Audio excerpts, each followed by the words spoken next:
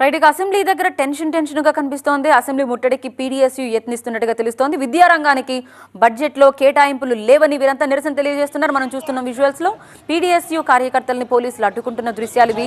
పోలీసులతో కార్యకర్తలు వాగ్వాదానికి దిగారు. వారిని అదుపులోకి తీసుకున్నారు పోలీసులు.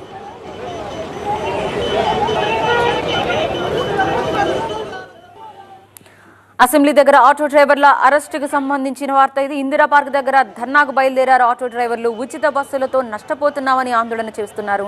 12,000 రూపాయల ఆర్థిక సహాయం ఇవ్వాలని డిమాండ్ చేస్తున్నారు. అసెంబ్లీ ముట్టడికి వచ్చారనుకుని డ్రైవర్లను కూడా అరెస్ట్ చేశారు పోలీసులు.